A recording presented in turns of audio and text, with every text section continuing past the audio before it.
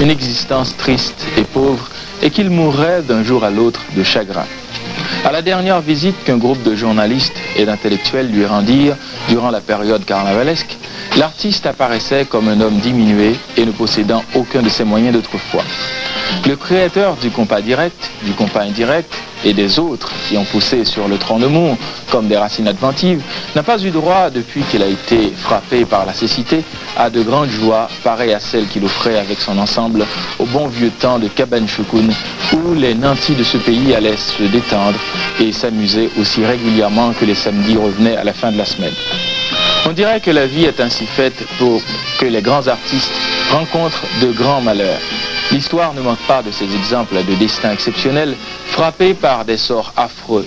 La joie de vivre que les chansons du compas direct prônaient n'était pas au rendez-vous alors que tous les jours avaient les mêmes couleurs devant ses yeux éteints. Nemours Jean-Baptiste a eu une vocation très marquante pour la musique dès son jeune âge. On raconte que le jeune garçon de moins de 10 ans apprenait très difficilement à l'école de chez les frères de Jean-Marie Guillou, mais qu'il se montrait toujours fortement émerveillé chaque fois qu'il se trouvait devant un harmonium dont un frère tirait quelques accords. Cette vocation était nourrie au fil des années par un feu intérieur brûlant. C'est ce feu qu'il mettra au service du carnaval haïtien qui l'a rendu plus populaire au niveau de la participation de toutes les couches sociales. Un peu plus tard, le Dipi Express et le Scorpio devaient hériter de cette atmosphère de polémique qu'il a créée avec Weber-Sicot, donnant ainsi une nouvelle intensité aux fêtes carnavalesques, donc une autre dimension. Dans le monde culturel de chez nous, l'ensemble de Nemours Jean-Baptiste a partagé avec le jazz des jeunes une place de choix. Exerçant une attraction constante sur le milieu, il était courant pendant plus de 10 ans d'entendre des gens opiner sur leurs préférences musicales pour Nemours ou le jazz dirigé par Saint-Aud. Aujourd'hui encore, Nemours Jean-Baptiste occupe un espace considérable dans la vie haïtienne par le prolongement de son œuvre avec les générations successives de mini-jazz, Bossache, Le Chleu, Tabou, Frères des Gens, Sugar, Combo, etc. Le compas est donc immortel parce que sa perpétuation est assurée par les jeunes musiciens qui ne rejettent pas sa base, mais aussi parce qu'il se présente, ce compas, comme l'expression la plus choyée de notre meringue à nous.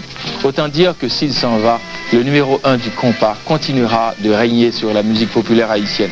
Ce ne serait pas trop dire si l'on affirme que Nemours Jean-Baptiste est une inspiration nationale. La section culturelle de la TNH présente ses plus vives sympathies à sa femme, ses enfants, son frère, ses parents et les nombreux amis du compas direct. À l'enterrement de Weber-Sicot, on avait retrouvé presque autant de couleurs qu'au carnaval. Notre confrère Ludovic Como Jr. s'était fait le devoir de reporter les riches détails de cet événement artistique extraordinaire. Même un refrain a été composé par la foule en l'honneur du maestro au sax couché dans sa bière.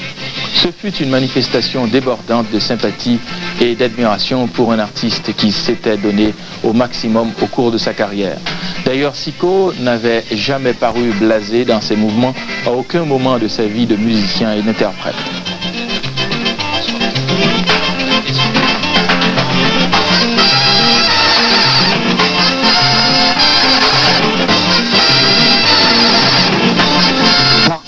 De ces coïncidences dont la nature est prodige, Nemours Jean-Baptiste et Weber-Sicot, ces deux astres de première grandeur qui illuminèrent majestueusement l'univers musical haïtien des années 60, se sont éteints en cette année 1985 avec seulement un intervalle de 3 mois, 14 jours.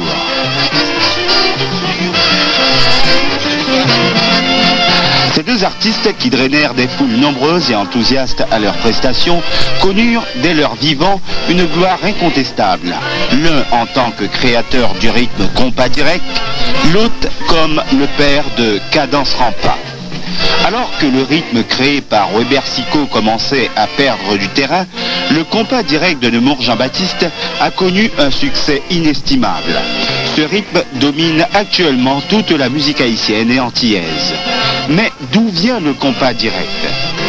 La fin des années 40 vit l'éclosion de la musique populaire avec le super jazz des jeunes, la troupe folklorique d'Haïti, l'orchestre septentrional, l'orchestre Citadelle et l'ensemble d'Issa Saï. Cette musique, qui était influencée par la Sonora Matancera, Celia Cruz et Daniel Santos, allait regrouper chaque soir dans les salons d'Haïti des amis voulant s'amuser. Elle n'apporta rien d'original et de valable parce que trop à la remorque de la musique latino-américaine. Ce qui n'empêcha pas cependant l'éclosion de nombreux petits groupes musicaux desquels se détacha El Conjunto Internacional. Avec pour promoteur Jean Lumarc, El Conjunto Internacional regroupait de grands musiciens tels que Nemours Jean-Baptiste, Durozo et Robert Sico. C'était moi-même avec Sico, nous avons exactement président Titato à Lucien Noël qui te mené nous sur dos. Et là, Michita avec Sico en bon petit tonnel. Je dis Sico, est-ce que vous voulez aller à Port-au-Prince? Nous faut monter ensemble. Sico dit à mon choix qu'on est normal, il est bon ici, nous avons fait. Il dit entrer dans vrai, me former ensemble, je prends Mozart Durozo comme accordéon, je prends Julien Paul comme chanteur, je prends Toine Osselin comme batterie, je prends un frère qui conduit contrebasse, je prends M. Sous-basse, et puis nous formons ensemble. Nous avons le Conjunto International. 26 juillet, nous sortis, nous inaugurons Place Sainte-Anne. Inauguré depuis le Conjunto International.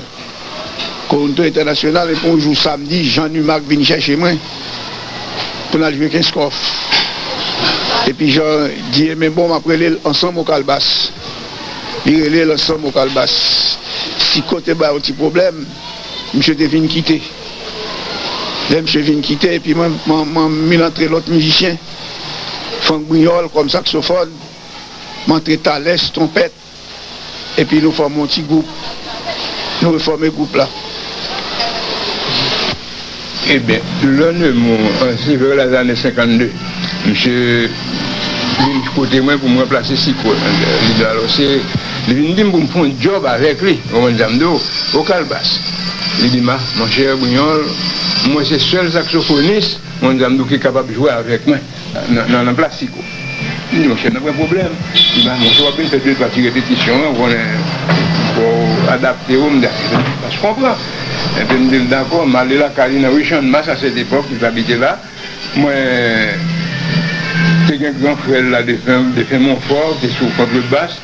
Nous là, Thierry Châtel là, on a fait répétition. Répété de quelques morceaux là. Et puis, on fait 3 jours après répétition avec lui. Après, ça me dit, Brian, je ne sais pas de continuer avec vous. C'est bon grain, on dit, samedi matin, nous. Je dis, ok, d'accord, ma vie. Samedi, en effet, monter au Calbas. Je vais jouer avec lui, nous jouer balle là, très bien. Après le pays, moi, le dimanche encore, nous remonter au Calbas, le dimanche soir, nous jouer de la soirée. Je lui marque même de son côté, il y a Brian, mon cher, c'est pas d'aujourd'hui que